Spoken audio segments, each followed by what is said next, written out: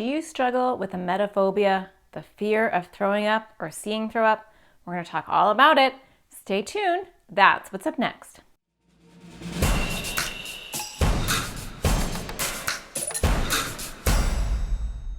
Hi, my name is Natasha Daniels. I'm a child therapist and I make videos for kids with anxiety or OCD.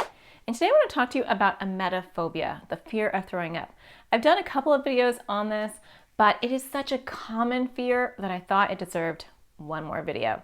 So I want to talk about emetophobia, and I want to let you know that it is super common. In fact, it is one of the most common anxiety themes I see in my practice and that I see in general online. And you don't have to have had a bad experience to have a fear of throwing up or a fear of seeing someone throw up. In fact, a lot of people will trace a bad experience, one time when they saw something or something happened to them. But in reality, that's just kind of a false trigger because lots of us see people get sick, lots of us are sick for sure, and that doesn't mean that we develop emetophobia. So I want to let you know that's an anxiety disorder, and how do you deal with that? Because a lot of times people just think it's trauma, and it really isn't. It is an anxiety. And emetophobia will catch you in quicksand because it will convince you that as long as you avoid any situation where you could possibly see someone get sick or you get sick, that you're going to be okay. And so, like every other anxiety theme, it lies to you and it convinces you that avoidance is the best thing to cure this. And in fact, avoidance is the worst thing to cure this because the more you avoid, the bigger your anxiety grows. So it's a trap. The more you try to avoid people who are sick, the more you try to avoid going out, the more you try to avoid school, the more you try to avoid sick people, the more your anxiety grows and the more you have to avoid. So how do you get off this cyclical trap? The answer you're not going to like because you'll never avoid enough for emetophobia. Emetophobia will constantly want you to check. Do you have a fever? Check, is that person sick? And it will create sometimes rituals or compulsions related to preventing seeing or being sick. So you want to get off that hamster wheel?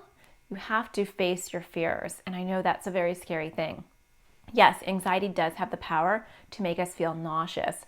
Does that mean that we're always going to throw up? No. But when we accept the worst case scenario and we say, you know what, I may or may not throw up. I know that's scary for a lot of you to hear, but when you accept that and you accept the worst case scenario and you give yourself thoughts about, can I survive that? Of course I can. Everybody survives that, right? It won't be pleasant, but will it last long? No. And will I be okay afterwards? Of course, right? So instead of trying to avoid, you fight back and you say to your anxiety, you know what, I may or may not get sick and I will be okay either way. And I have a plan on what I will do if I get sick. And yeah, it won't be pleasant, but I will survive. And no, I'm not going to avoid things that you're telling me to avoid because I know that's a trap. I know the more I avoid, the more you're going to demand, and I'm going to wind up just staying in my room, afraid to go outside. And that's not a way to live. Another thing that's really important is it's good to get in with a specialist, an anxiety or OCD specialist who works with emetophobia. Because really, the number one best thing to do with emetophobia is to slowly expose yourself to images and videos of people being sick. I know that sounds terrible. Who would want to do that? But I have seen it time and time again work amazingly in my practice and in other practices where they specialize in treating emetophobia. So when we face our fears and when we fight back with emetophobia and we go, oh, does this image bother you? Does this word bother you? And we start off slow so we don't overwhelm ourselves, but over time we can watch anything and do anything. Guess what? You're not going to be worried every single day. And you're going to eventually feel relief that you don't have to deal with emetophobia on an intense daily basis. Well, I hope that you find the sparkle in everything you do. I hope that you find a therapist that specializes in emetophobia. And if not, I hope you take some of my advice. And I will see you again next Thursday. Take care.